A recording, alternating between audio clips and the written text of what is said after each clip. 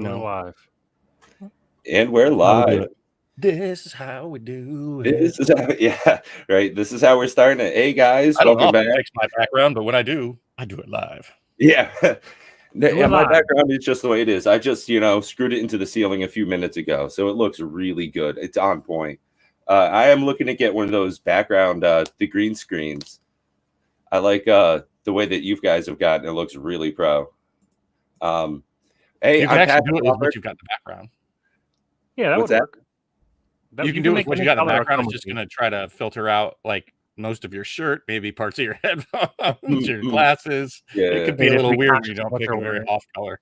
Yeah. So I'm Pat the Pauper here with MTGGaming Bob's Bob Hey, everybody. and MTGGaming Bob's Matt, or Matt from MTGGaming Bob if you like to do it dirty. Hey guys, wonderful to have you here. Just another wonderful Saturday night. Cold in the Northeast Kingdom where I am. So hope you've got something nice to drink on and sit and listen to some people chat about Magic. So I would like to welcome potentially new folks that we may have in our chat tonight. People that may not know a lot about Magic. I know that we called in a favor and asked to have some new people that might not know anything at all about Magic drop in tonight and check us out. And for you specifically, why would you even care about Magic? Hopefully you're watching this. Magic came out in about 1993. It was kind of that same vibe with Dungeons and Dragons and sort of it's for kids, it's for nerds, it's for fringe people in society. Well, it's not so fringe anymore. As a matter of fact, in the last year, one card, just a single card, sold for more than $500,000. This is big business now. There are many cards in the Magic repertoire that are 10,000, 20,000, 1,000. Even current products can have cards that release at around the $100 mark. So it's big business. Investors have taken notice. Collectors take notice. So that economic edge adds a little something to it. It's a game. It's a collectible. It's an investment. So hopefully there'll be something interesting for anybody, even if you don't know anything about playing Magic whatsoever. Oh, absolutely. You might just learn something new, about something that you're unfamiliar with. So this could be a great podcast, a little intro to some up and coming things in the world. It is a lot of fun, Heather. Yeah, you can make a job of it. You can play it as a player, play it as a collectible and a player. I mean, there's a lot of different ways to tackle the big thing that is Magic the Gathering, and really any TCG in general. And what does it mean to be a collector? There are people that just collect, Magic cards, put them in boxes and in binders, and they just like looking at the artwork. Like this, I don't know, guys. What do you think this thing is worth?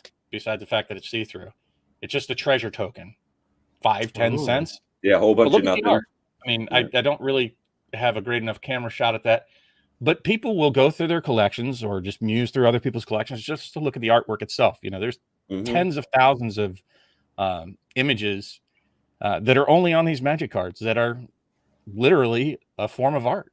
And one of the things on top of that is that you get different artworks, reprintings of the same card with different treatments on it. So you do get a Soul Ring from the earliest editions compared to what you get now. It's nice to be able to see a card that you utilize repeatedly drawn over. So you get different treatments of it. You get a different version. So maybe you trade it out for something that, oh, hey, this is a better looking swamp. These jumpstart swamps that have the different zombies coming up, giant floating eyeballs. That's wonderful. Going through, being able to change things out, from a different standpoint, not just the gameplay mechanic, but there's a lot to love about the game. So I don't want to take too much of the time on the stream, but if you are new to Magic and you want to know more about it, by all means, please like, subscribe, follow us, reach out to us, and all of us will be more than happy to share with you what we know about Magic. And that's a great thing about the Magic community at large, is that everybody's willing to help most people. It's very rare you come across somebody who is just stodgy and doesn't want to help people that show a legitimate interest in Magic the Gathering. whether it's for playing, collecting, or investing. So welcome new people. Welcome. And welcome to older people. Well, not older people. Oh, wow. Well, Thank you. You know, hey there, geezer. No, boomer. It's great to have a lot of. I just saw Savannah Lions and made me think, hey, you know, one of the reasons why we're doing this is to recap a charity stream that just recently went on over on DJ Longhair's channel. And it was a phenomenal event. We were able to help raise over $5,000, give directly to someone who's greatly affected by cancer. And we were on top of that, in the way that we raised that money was to be able to get cards out to people. So a lot of people were able to enjoy product and give money to a good donation. Helping people help people. It's nice to be able to do so. I don't normally get to do that from day to day, you know, be part of such a nice charity event. Yeah, I think I don't know. Did you say I think we raised at least $5,000. MTGAttitude is in the chat here tonight, and he was one of the main driving forces behind the charity events that we've done, him and Feldy, over the last couple months here. But $5,000 from the community. Well done. Thank you, Heather. Yeah, it was great. And by the end of the stream there, we actually got to see that transfer go directly over to the recipient. So not one of those situations where you have to worry and hope things that, you know, are churning right behind the scenes. Everyone there that stuck it out to the very end was able to see that go through. So big ups to everybody who helped make that happen. I know there was so much going on, so many great buys for people. I was able to give someone a box of Ikoria and a topper. Bob, I think you were giving away, what was it again? I sold a box of Commander Legends Draft, which is just for the new people out there. That's a great place to start. If you have nowhere else to start, that's a great place to start buying. If you want to sit on it sealed, if you want to get into it and potentially play with friends, just a fantastic product that I truly believe in. And you also sold a draft box, yeah? Yeah. It was Ikoria Draft, which I've actually been able to draft a number of times with a couple of friends. And it's a great time. The mutate mechanic in the draft format really takes form. You're able to utilize it and have a lot more fun with it than you normally do. I think it's been overlooked a little bit as far as current utilization. You know, people aren't using it as much in decks. I'm not seeing it get played as much.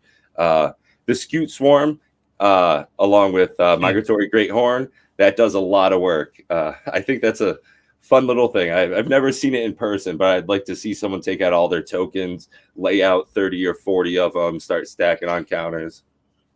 If you play with Scute Swarm, get one of these. Oh, wow, it's so colorful you can't even see it. It's a big old, let me see if I can't change my background so you can see it here. It's a big old geeky jar of dice. And you make so many Scute Swarm copies when you play Scute Swarm. Oh boy, how am I gonna? You can just click the little eyeball to hide it for a second. Here. Well, but I think it would do something very weird. I didn't want to do something weird. But this is just a giant jar of dice that you're going to need to put all the counters on the number of Scute Swarms you get. You can easily get millions of copies of a Scute Swarm if you don't watch yourself. So accidentally go infinite, ruin everyone's time. Yeah. Oh, it would take so long. People would just say, "Okay, I'm done here." Yeah, let's do it. Yeah, good stuff. Yeah, and on top of that, there were a lot of live auctions. People really bidding up since it was a charity event there. It was great to see how lively everything was. Good time. You know, everything was performing well as it could for its first time. You know, great to see everything. You know. Oh yeah. It was a lot of personalities there, a lot of content creators, a lot of good intentions all over the place, a lot of hard work between Dave, Big Box Dave, and Silent J. Yeah, right. Doing all the work behind the scenes. and getting all that put together. So That was thank cracking you to away. everybody that was involved, and thank you to the listeners. And I hope, Charles, if you catch this, I hope that does some good for you. Uh-oh. You're gonna want a wrenchy. You gotta Got another one. Dave Pig. I don't even want to try to pronounce those. Those are terrible. There we go. You must be doing very well if you've already got bots jumping in on our stream so far tonight. Yeah, that was the second one. I actually just threw Savannah Lion wrench there, doing hard work. So thank you all there. Dave, you're such a supporter. You too, you good sir, you get a wrench for the night. You get a wrench. You get a wrench. It's the weekend. He's trying to become, a professional. So giving him a little bit of plumbing work here on the side. Yeah. Speaking of I'm sorry. Go ahead.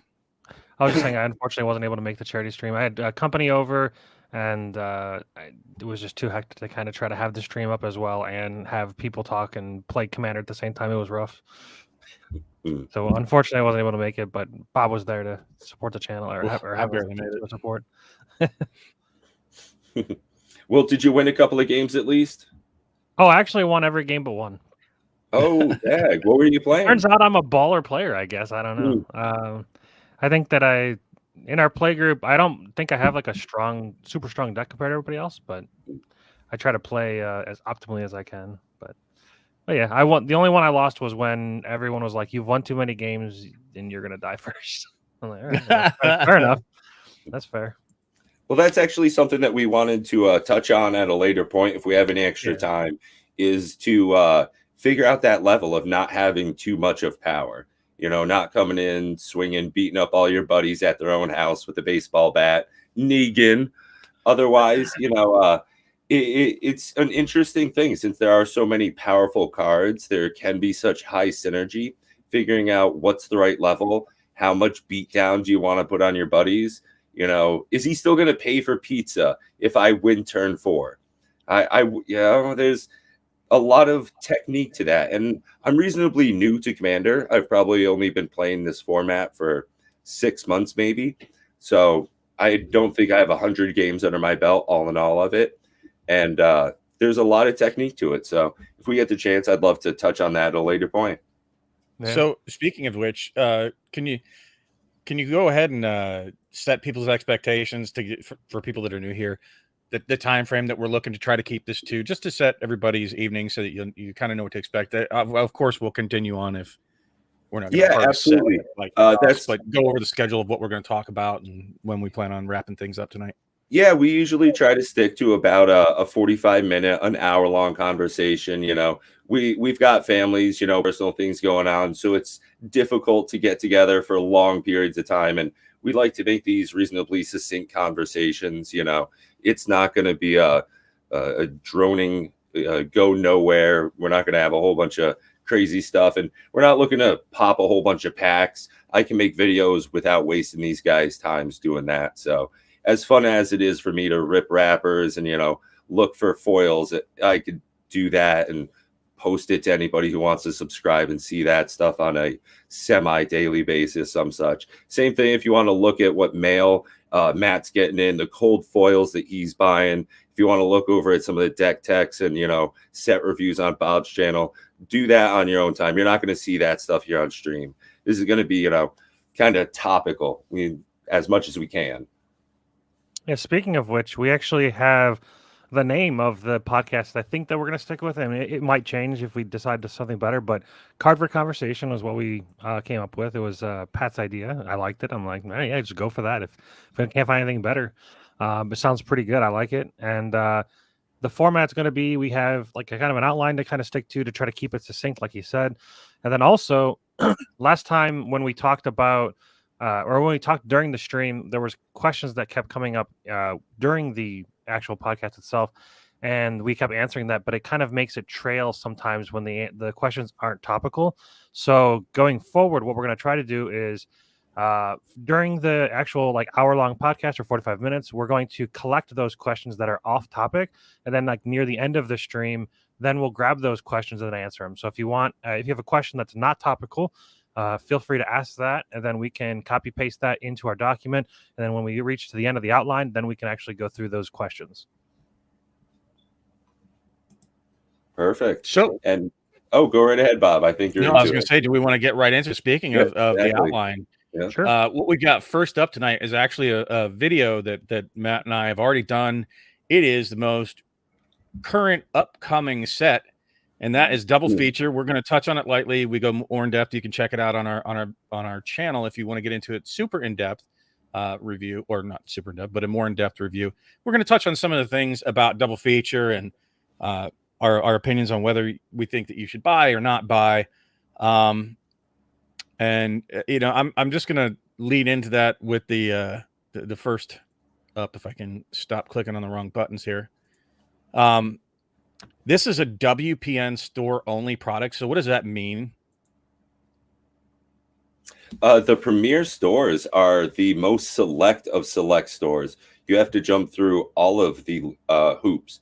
I believe that you have to hold a certain number of events as well. I think you have to be an in-person event holder of a reasonably high capacity. Pretty solid turnover rate as well. You got to move some product. And so what that means is most local game stores, oh, good Lord. I froze there. Most local game stores are not WPN stores. Only a small fraction. I know that the professor did some counting in like San Francisco. There was like 2 in the entire San Francisco area and 3 in all of LA. And up here in the Cleveland area, there's 1. So if you're not lucky enough to be in a major metropolitan or outlying area from a major metropolitan area, you're probably not going to have a WPN store anywhere near you. So that means this double feature is going to be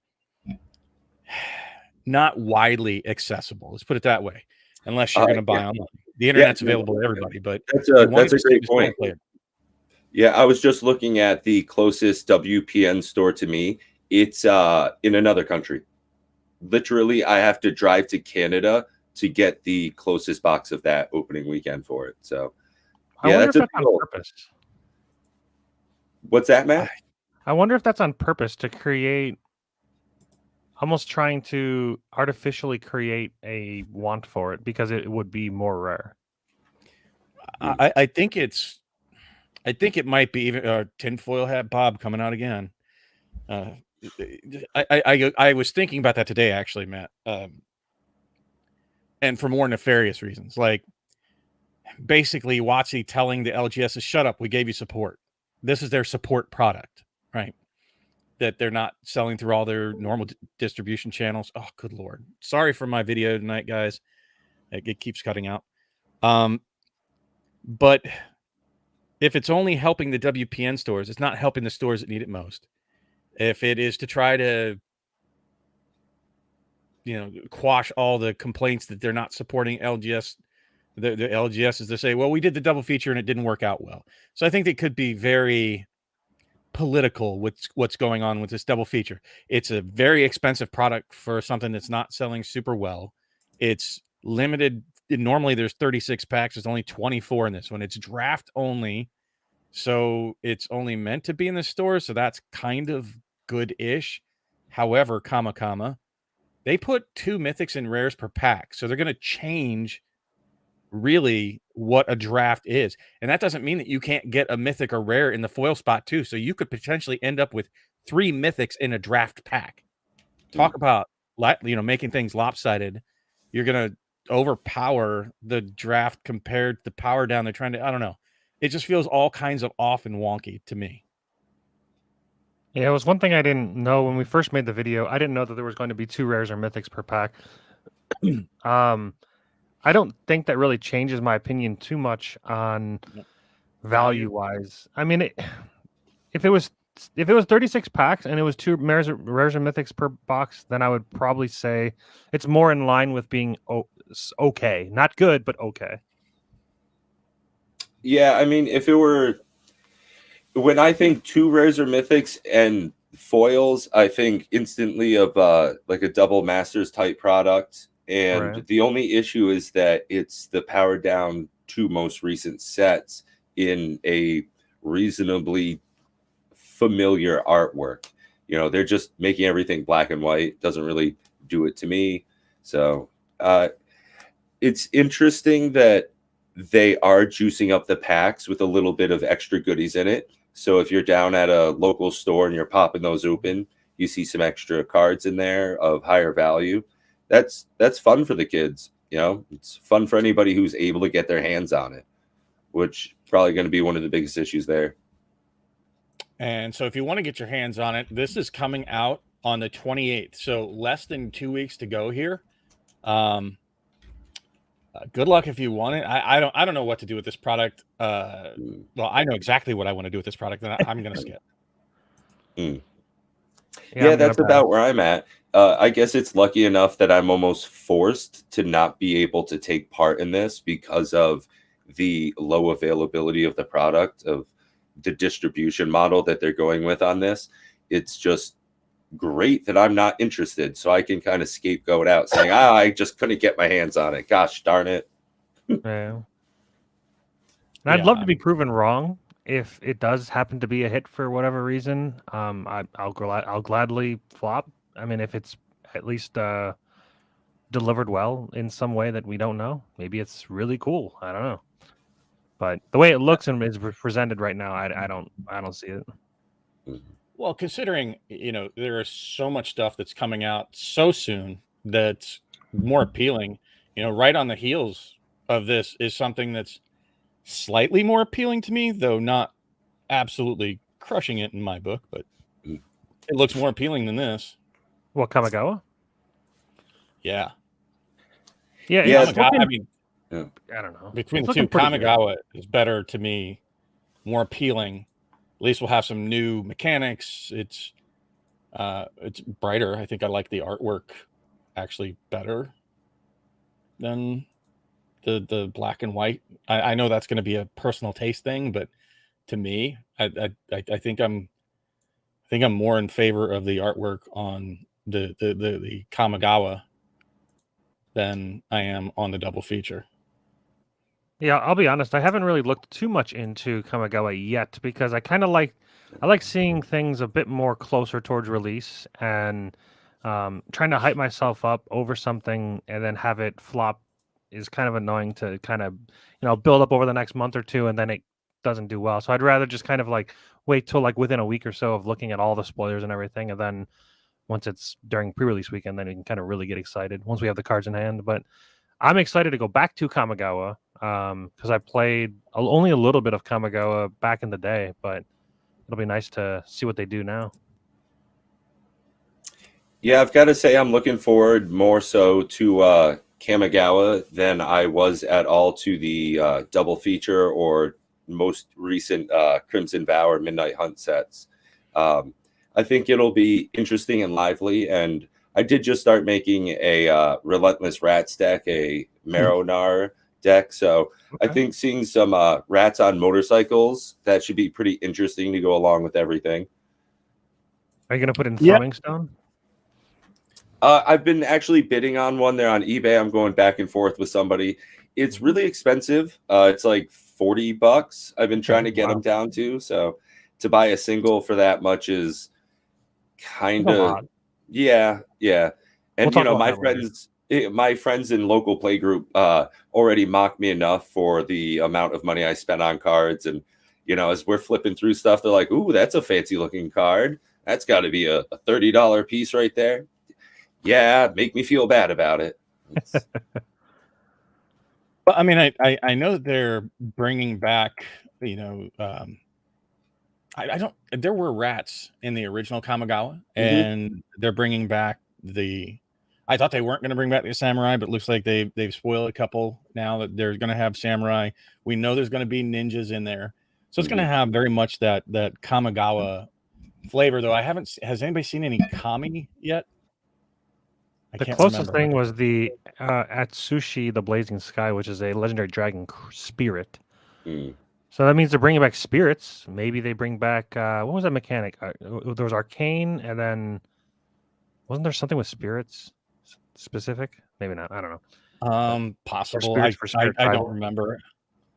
I was playing all MTGO during the whole Kamigawa block. I wasn't in Paper Magic at that time. But they had Bushido. Yeah, You had you had the flip cards, which thankfully those, and I don't mean flip cards like you turn them over and they're one thing on one side and one on the other. I'm talking where you had to turn the card upside down. It was just you had to awkward, vogue. I actually saw one of those used a couple of months ago, back before this newest wave of the C to the A, and we were able to get safely into some stores for some local play, and they had a green card from Kamigawa.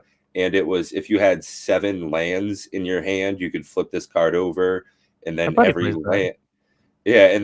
land gives you that amount of lands that you have on board. So it got to the point where he had like 99 green mana in one turn. It was really weird. I saw some behind the scenes kind of thing with Gavin Verhey, I believe it was, where they were talking about some mechanics that will and will not return, and one of them was that specific flipping mechanic and how much real estate it took up on the card, and how they had later solved it in dual modal face cards, the new flippy cards. So it's good to see that the artist will have a little bit more area to work with if they are going to do some type of mechanic as of yet unspoiled. They're learning. They're learning. Yeah, slow and steady. It's great that Wizards as a company does take a bit of feedback, even though the development cycle is lengthy. I think they say 2-3 years on average. So it's a big ship, hard to turn. They make a lot of money doing it, though. So it's understandable that they kind of keep doing some similar things, but we're seeing a lot of changes in Magic. Like in Kamigawa's Neon Dynasty, one of the things that they're doing is making some printings of the same card in the same release more or less easy to get. Not just that a mythic card is harder to get than a rare card, but Heartless Hidetsugu being printed in different color themes. You'll see a yellow, green, red, purple. They've got a couple of different color schemes for it that will make that card in specific more rare. Much like the cards that Bob's got pulled up here. He's showing off some of these beautiful lands. Why don't you talk about that for a minute there, Bob? Yeah, I'll be honest with you. To me, so far, with all that's been spoiled, which I'm surprised it's not that much considering how close we are to actual release. It's going to be here before you know it, folks. It's going to be around February 18th, I believe they said. So not even 4 weeks. Yeah, this is wonderful. We're closing in. So, but this just absolutely jumped out at me. I love these. I think they call them woodblock art basic lands. I think they said there's going to be 1 in every 3 packs. So there are 2 different versions of each. So you have the example on, you can see the ones that are closest to me. There's 2 forests, and one's going to be sort of the old world wood block. And then in the newer art, I believe they're going to feature cities, like some of the cities that are in the lore of Kamigawa. So they're beautiful to me. I do plan on picking up a bunch of these if I can get them. I don't know that I'm necessarily going to be interested in the foil copies of them. That's been something that's really been a struggle for me. I don't know about you guys lately. What's crazy is, these double-sided foils, they can get flat as a pancake. I don't have a instance of a I do curly Q foil on me, but I just put them in a. Actually, in a hard sleeve, you can actually still see that they're cringling. So I think I'm going to chase after the non-foil versions of these, and I think I'm even starting when I do buy Secret Lairs. Hold on, I'm going to duck off screen for a quick second here. I have a Secret Lair. You've got Bob up right now. Yeah. Look at this. So my goodness. This is 2 sleeve. This is they're in a sleeve and they're still that cringled. So those would probably max out even more. Yeah, these cards. You could probably put like 50 cents worth of dimes on top and it wouldn't make a difference. I put them back to back to try to, like, prevent them from crinkling. I put them in a sleeve and then put them in a hard sleeve to try to stop it, but it's just So rough. I'm These not are here to bash AFR. them, but yeah, Yeah, they I need think to. Bob's got a great point on that. If you're going to go ahead and spend some of the extra money on secret layers, or possibly invest into getting some of these woodblock frame cards, you might not want to go for the foil until you hear that we're getting quality product out. Yeah. I personally don't want to buy things that aren't worthwhile, and a card like that that Matt was showing there is going to stand right out in your deck. Makes you feel like a jerk, There are ways to fix it, but not really. I don't think they're permanent fixes, though. Even when you do fix them, everything that I've tried, that I've read up online on all the different things, taping them to a Pringles can, reversed, and you put them in a sleeve and then tape that sleeve outside of a can and let it try to unpringle. I've tried to put them in Ziploc bags with some desiccant gel that you get from shipping packages. I've tried putting them on a heat source and letting them but they all come back. Even if you put them underneath books, they still come back to that pringled shape. And it just makes me want to grab a jar of bean dip and scoop it up out of there. I was like, this is terrible. So they've done something else new. I'm going to see if I can't find a picture of it. Did anybody put up that the neon ink that they're using? Now that's going to be the real chase stuff. I'm sorry. Pat spoke about it, but we didn't show any pictures of it. I'm not that interested in it, to be quite honest. If the card was better, maybe. I wanted to cover. I like the concept of what they're doing. That's where I was going with that. Yeah, but I don't really like these particular images per se. They don't look. They're like very strikingly not Magic, but that generally doesn't bother me too much. I'm not going to chase anything that's as ultra rare as these are supposed to be. Simply because I'm not going to spend thousands of dollars to get a $100 card. That's just ridiculous. So I'll be happy if the very small amount of product that I open. Actually, I don't even think I'm going to, because I'm not opening a collector's box. Aren't these only in the collector boxes? I'm actually not sure where those ones are going to be delivered and what slot or availability those will come in. Anywhere. If I had to guess, it would probably be your mid to high tier entry levels. With the artwork I recall seeing was the extended art, not going borderless. Yeah, so with that there, I would have to say that that's probably coming in your non-standard product, non-draft. I don't know exactly what products is in. I thought I heard them say they're going to be in less than 1% of collector packs, or if it was a packs or box. I think it was packs is what I heard them say. I'd have to go back and look. It doesn't matter. It's going to be exceedingly rare is the point, which I like to a great degree, that they're putting something chase in again, right? They've kind of gotten away from that, and everybody's complaining that when everything's special, nothing's special. So I think they're listening, and I think this is an attempt. This is obviously it's a very awkward duck at the moment. I don't really care to chase them, so I think the yellow one is like was that like a pre-release event or something that's going to be in, and then the blue one will be the most common, the green one will be less common, and the pink one will be the rarest of all cards in the set. I have it pulled up if you want to know the actual statistics that they have listed on their site. Okay, and I gotta say, I know we had talked about saving comments till later, but Savannah's Lion has a great point. Why are those not glow in the dark? They might. I thought the same thing. Yeah. Or lightable. But who wants to play Magic in the dark? Shit, I can't see my card. It's just the cool factor of it, though, I think. Yeah. But from their actual website, they actually have so there's the colors that they have. There's they say in all.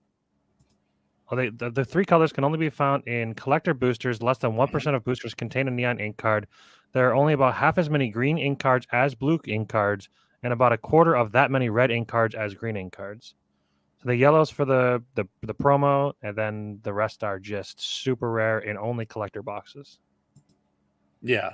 So, like I said, even the most common one, the blue one, right, which is the most common, correct?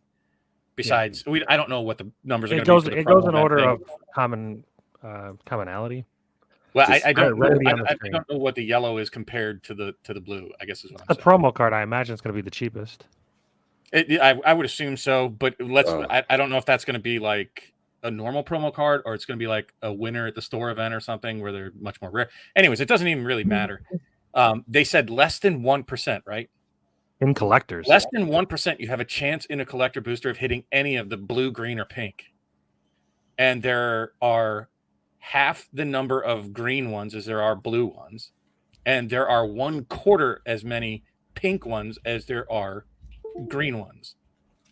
So I like that tiered approach. You can see that they're actively trying to craft something for us to chase. And if you happen to open a booster and you hit that pink one, I don't care who's poo-pooing on this product right now. You're going to be stoked to pull that joker, and you're probably going to be on eBay selling that thing the next day for a few $1,000s. So I applaud this. I think this is great. This shows, and I'm going to turn some people off, so I do not speak for Matt or Pat, but I think this is a good combatant to the reserve list argument. That you can print new cards. They didn't say they're never going to print these again, but if they print that pink one and there's, I don't know, let's say there's 10 in the world, just by round numbers. Yeah. That boom, you just made a reserve list by a special color, which is the way you're supposed to approach it, not arbitrarily throw cards on a list and then say, oh, well, if you were smart enough to hold on to them for the last 35 years, sorry if you weren't born then. Well, then you can play with them and F you if you didn't. So I love this approach compared to the reserve list as it exists. Or like Swords to Plowshares, except every time the artwork, they're growing some different crop. You know, if corn's your favorite vegetable, you really want to get the printing where you see those tall stalks in the background. Well, with power creep, they're going to have to just make the crops get taller and taller and taller. Success of art. Well, that kind of leads into the next topic. I don't know how much more we want to talk about Neon Dynasty. We don't really know much more. No. But the next topic that I could have put on there, this is something that I had really kind of discovered in the last week or so of my life of Magic the Gathering, I guess you could say. That I was turned on to a website called Make Playing Cards. And you can take any art, including Magic the Gathering, any kind of trading card game, and you can have them print any card you want as a proxy. This is not meant to replace physical cards as a thing to resell or anything like that. They will not print the back of the cards. It is solely proxy. And it kind of made me think about myself. Am I a collector or am I just a player? Because quite frankly, the value of a card to me is dictated by everyone else, not by myself. And me, I'm just kind of like, I don't know that I actually give a crap about having the real card. I think I'm okay with just having proxies of every card. I don't know if I actually care. It's weird. I actually had them print up a whole stack. So you can have the front and back sides printed. What he was saying is you can't have the back side be the Magic the Gathering. Yeah. Wow. We will not print the actual backing of the card. But you can do double-sided cards, so where you can have two-sided tokens, or let's say, I don't know, you wanted to. I plan on doing beta. I'm sorry, I'm kind of done with the show and tell there. Beta basic lands, and maybe do different arts on both sides of it, and sleeve them up and put them in my commander decks because I really like the look of the beta basic lands. Yeah, I went through with all of my commander decks, and all the cards that I didn't have fancy versions of, like if they just don't print full art, or if they don't print any kind of like special versions of cards, and if it's just a normal backing or normal printing, I just went through on this site, and there's a site that they use called MPC Autofill or MPC Fill, and basically it's a bunch of Google Drives that people have done custom art for all the cards. And you can pick from a bunch of beautiful cards. You can pick the normal cards because they put the normal cards as well. But you can actually pick some really, really cool looking alternate art cards. They're printed up. They feel the same as Magic cards, or very similar. When they're sleeved, you can barely tell the difference. And as for non-tournament play, for non-tournament formats where you're just in a basement playing with your friends or just at your kitchen table, I don't see I don't see the reason why I would ever buy a real Magic card again. Honestly, I don't understand.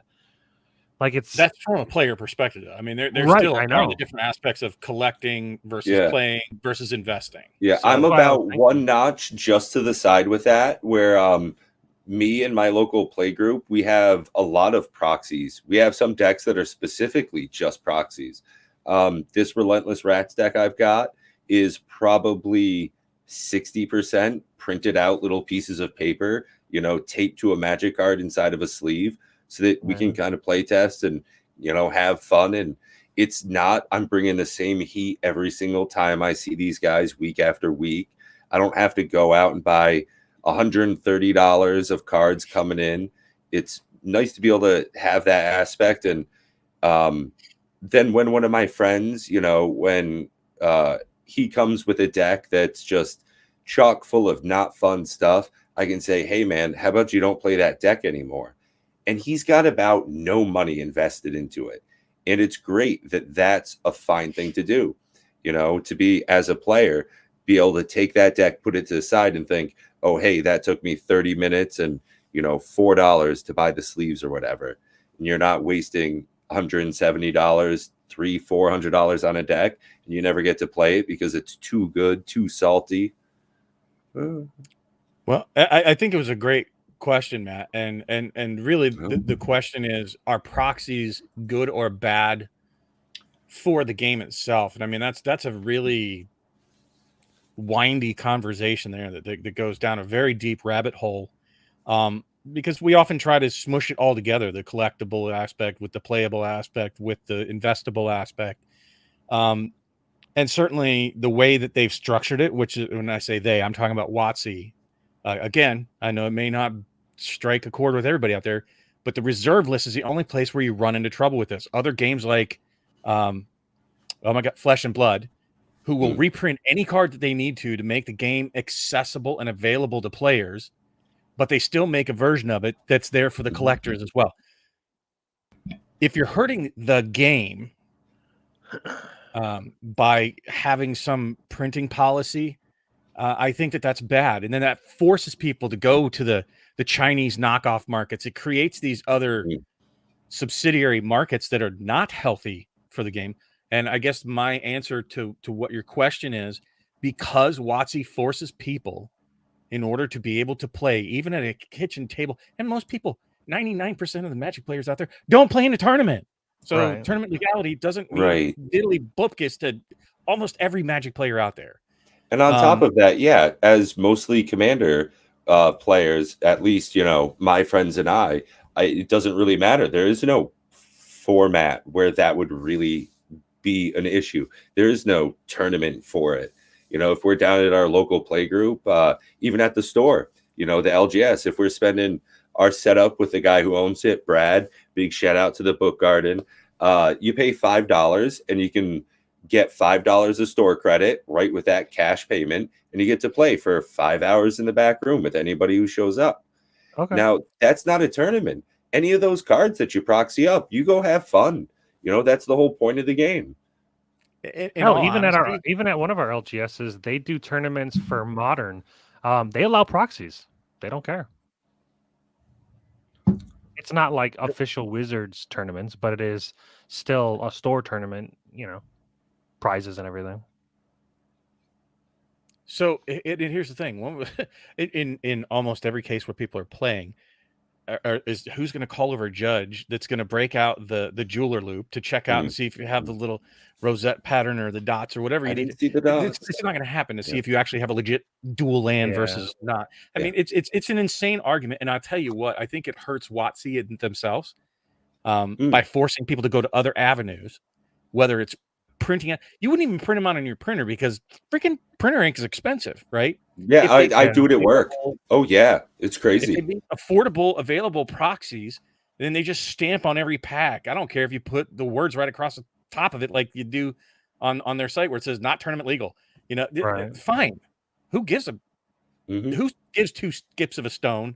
Yeah, if that's on there, but they're missing out on that revenue, right? Just so for those in the investable and monetary markets, they could take that money and how about improve the Pringled foils? How about take that money and give more prize support? How about take that money and develop better ways to give you new neon ink cards that are going to be worth $5,000 or backwards Viscera Seers? Or come on, let's be more creative. You're talking about what they said was what do they call it? The most difficult, complicated game in the world. And they're not smart enough to come up with ways to print cards that are valuable when other companies do. I want to quote a friend. I asked the question to my playgroup if they were okay with the proxies and whatnot, and I asked them if they thought it hurt the game or helped the game. And this is a direct quote from a good buddy of mine, Nate. He says, "I think that whether proxies hurt the game financially or not, the reason they exist at all, I think, is primarily because the opposite has been true of the game hurting its players. I quit Magic altogether for a decade, in part because of the price. And I'm sure I'm not the only person/kid who wants to play the game they enjoy without having to consider whether it is worth half their paycheck just to engage with the game as it is meant to be played. I think casual EDH with Rule 0 has become such a strong and popular format exactly because people look at the price for cards they want to play and can't help but find alternatives if they still want to play Magic, which they clearly do. So I think that's a good, well-written statement and it's from experience because I know he quit Magic because he didn't have the money to play. And I mean, if you put the annoying thing that I have, the only thing that I find with games like this is that your wallet does kind of dictate how good you are in some ways. In our play group, I have the most money. I can make the most broken deck. That's not very fair to everybody else. There's no even playing field. And yeah, we can make the Rule 0 where we can power our decks very similarly and whatnot. You can print the proxies for well under, four commander decks for about $113, and that's high quality actual cardboard. Cardboard. The reason why I don't like the paper thing, the reason why I don't like the paper is it makes the decks like massive. They're hard. They're kind of unwieldy to shuffle. So we did try the paper thing, and I'm like, I just don't like how unwieldy they are. I'd rather pay a little extra money. I mean, I guess it's a lot of extra money. $113 isn't a chump change, but I still think that for me, it's worth it to make the proxies of Savannah and Badlands and all the $1,000 cards. And to me, I'm printing the proxies of things that I don't feel like they really make the deck super powerful, but they make the deck consistent and they allow you to play your cards. Like being mana screwed or mana flooded because you don't have the fetch lands or you don't have the right kind of colors. It just feels bad. If everybody has access to like the mana they need, and sure, there's calculations you need to make sure you put the right lands in and mana fixing and all that stuff. That still matters. It just matters a little less, and it kind of allows you to focus on the actual core part of your game, as opposed to. I just had a fun thought. I'm a gift buyer. I'm terrible at getting gifts. I like to buy them, and I'll have to get that link from you down later after this. I think for April Fool's Day, I'd like to have a couple of every dual land printed out and sleeved up, all those proxies ready for people when they come to my local play group. You know, my buddies, my drink beer and turn card sideways kind of guys. Those guys, giving these cards to them, a couple of each one, and say, hey, when you come over, I go over there. This is our new, why don't we have access to this? You know, it'd be a fun little thing. And April Fool's Day, when we go and play Unfinity, unbox it and have that wonderful play experience that's going to be all sorts of different than a regular draft. I think that would be a fun thing to do. So, you know, it's kind of funny. You keep talking about, we're talking about Commander here a lot. And you'd mentioned earlier on the concept about powering down your decks. And I've been actually that very similar mindset. As a matter of fact, you know, I've been most interested when we've been talking about it in other Discords when people want to play Commander is just, you know, grabbing a precon and playing just precon. I'm most interested in playing precons because they are kind of tuned to be lower powered. The games are more fun for me, and the decks that I'm building, you know, I think that I've taken apart every power level 7 for those that means anything to, and I'm tuning them down to like 3s and 4s because I want a more enjoyable play experience. I want the people at the table that I'm at to have a more enjoyable play experience. I don't want people to sit there watching me play Magic against them. I mean, in the last week, I had two very, very interesting Magic experiences. Last night, I played on Spell Table. If you guys don't use it out there in the audience, go check out Spell Table. It's wonderful, great service. I was playing with two of my friends over Spell Table. On turn 2, I played Rhystic Study. The next turn, I played Mana Echoes, running a Kykar deck that constantly makes spirits. So I had a full grip of cards, overflowing mana, and to just go ahead and have, well, this is $40 in 2 cards. To have that much power back to back, it's easy to say, take out this, take out that. And it's more fun for other people. On that note, I was playing Jumpstart the way it was intended, to actually go in and get 2 packs, smash them together, and play against someone else that had smashed up 2 packs together. And it was a phenomenal time to play a very low to the ground, a not super powered deck, to have a more fun experience by not overdoing it. Oops. Yeah, that's something that I'm actually very, very interested in, especially with the upcoming Jumpstart 2. I have yet, because of the pandemic, I haven't been able to get together and do Jumpstart. I would love to play the way Jumpstart was developed. I mean, obviously, the only time that I've gotten together to play Magic, I said it before, it was Commander Legends. I would still rank that as kind of number 1. But now that I've done that, I would start moving other things up the list. I've never played Plane Chase with people together. I've never done the arch enemy Nicol Bolas, but Jumpstart is a very interesting concept to me. I hope it's something they continue to make, and we know that they're coming up with it again this year. I heard you say arch enemy, and it just makes me think of most of the games where I show up at the table. I think Matt said that was him. Yeah, Arch Enemy was really good. I know we were trying to keep this reasonably short. We've got a couple of more minutes here before we were probably going to get going. So I figure we might as well go ahead, cover a couple of questions that came out through the chat here. One of the things I had started over here for later conversation was whether we were going to be getting collector's packs of the double feature. And it seems as though that release is going to be specifically in the draft format, intended to be played in person at the WPN Premier stores. So the allocation is going to be specifically in that single type format. So it's going to be a solo release product. I don't think we're getting commander decks. Kind of surprising they didn't go that route. We're not going to see anything other than the regular old draft boxes for the double feature there. Is it possible potentially you could pull those comments up so people can see them on the screen? Oh, yeah. That would be great. Awesome. And who wants to cover up the next one? Oh, boy. I mean, I think I've dumped all over a double feature enough, to be honest. Awesome. So let's go ahead and scoot to another one. Savannah Lion had a great point. If he's talking about the double-sided, where I think they called them the flip side or the flip cards. I don't have any. Where you flip them over, they do one thing. You flip them over. He's talking about the modals, I think. I'm not sure which one he's talking about. But if he's talking about the flip cards, where you flip it, you rotate it. I'd say that they are going to phase them out, and not because they're more expensive. I'll bet they're the exact same cost to print the card, whether it's right side up or upside down. Right. I think they're phasing it out because it's just a bad idea. Yeah, and same thing with actual dual modal face cards, your Pathways or your Balaged Recovery type cards.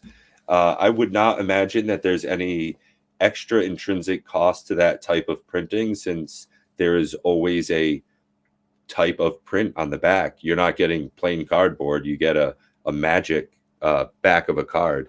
You're actually getting something back here. It's not just white.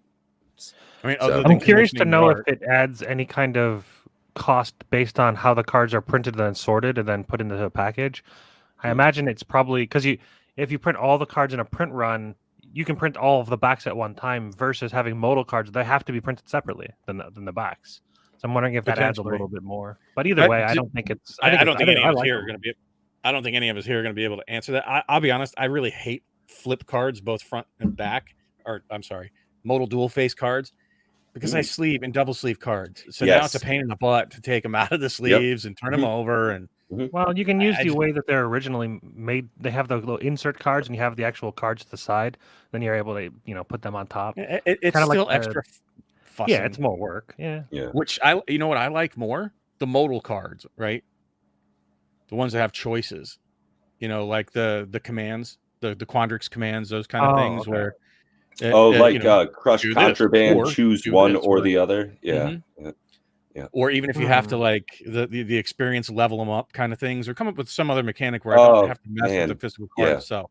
That level up mechanic, I think, was such a big miss on not using it for Adventures in Forgotten Realms. I think it was just wild that they did not use that. I think anytime I've ever seen it used in person works great. If it was used in more than just the Ranger Barbarian class type thing, I think if it was on more stuff, it would have been really great to see that.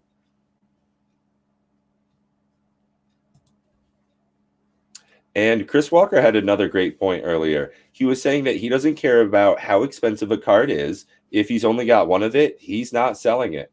And that right there, my boy, that's my same situation as well. I've got a couple of cards that are singles, and they just seem to be going up in value, not just in market price, but my eye, which a lot of times is what is the reflection of that. If you've got a card that's really worthwhile, you'll see that it's probably either going to, one, get reprinted, so you see it more in play, or two, never gets reprinted, so you hear people talking about it. If Smothering Tithe was reprinted in the next set, boy, you'd probably see it in more decks than you do because it's good. And I've only got one, so I'm not letting it go. I think I have like 6. Yeah, it's the thing that frustrates me about cards like Smothering Ties, Dockside Extortionist. They're artificially inflated because of how infrequently they've been reprinted and how rare they are. They are strong, obviously very strong. But again, it's annoying to me that a wallet dictates your fun in a TCG, where in a non-tournament format, I think that it's nice to have alternatives, and whether it's writing on the card what the card is, or printing out a piece of paper, or ordering proxies. I just thought that's a good it's nice to have alternatives, and I'm glad that more people are open to it. I know that in the past, I mean, obviously in tournaments, proxies are a little weird, but at the same time, are they? I don't know. I guess the whole principle of a TCG to me is somewhat muddled with this knowledge of this. Just being able to go on a website, pick all the cool arts, and then having the cards printed out for roughly 18 cents per card. And I've seen them printing. They're pretty good quality. They're not anywhere near, they're not like potentially putting Wizards out of the job or anything, but I think I don't know. I think Savannah had you right on point. The huge difference between having playability and collecting. There's a stark area in between those where I think we are seeing a great product coming out of Flesh and Blood, where they're able to reprint cards that are becoming staples, not just your basic lands, that type of stuff. Totally different type of TCG there, but you're seeing reprintings in an unlimited format, so people still have access to that. And we're not seeing a huge deflation. Like Savannah Lyons went on to go in and say, even though you're seeing fake Roblexes, do they make real ones worth less? Same way as if we're seeing an unlimited foil of a card, even if it's not the cold foil first printing, it's not affecting that, even though they're reprinting it multiple times. Like with Pokemon, they consistently and constantly print out Charizards. Now, it doesn't reduce the price of those alpha or first edition ones. Same thing where some people speculate, that's for another time. We're clearly going to go on for way too long. So as you can tell, we've always got more for these conversations. I know I could go on for another hour. We probably will another time. Hey, this is Pat here with Bob and Matt. If you've enjoyed this, go ahead, let us know. Maybe we'll tune in for more conversations. There were a few things we were looking to get into, looking at the list here. You'll have to tune in next week if you want to see more. Anything you guys want to say before we tune out? Yeah, two quick things. Number one, if you're not familiar with our channel, that's Matt and I. It's the MTG Gaming Bob channel. Please go check us out. But moreover, I would really like for everybody to kind of share what we're doing here on Saturday night. If you think somebody's interested out there, hey, come check us out, come join us. Even if they just want to chit chat with you guys and argue with either QVC Bet or Tinfoil Hat Bob or Matt on something, please, Proxy Matt. Proxy Matt. That's perfect. Let them know that we're going to be here Saturday nights at 7 Eastern talking Magic. And this is about what you can expect. And we're going to try to get some other people on here. We'll keep it reasonable. But hopefully we can bring some other people in here as well and give you different points of view than just ours. So, yeah, I won't be on every single one of these. I do bowling every other week. So, if I'm not here, just know that I'm fine. Whatever. I'm just bowling. I got a bowling league with my family. But yeah, thanks for watching, everyone. This is Cardboard Conversations, and hope you guys enjoyed. Take care. Be well. See you again next week.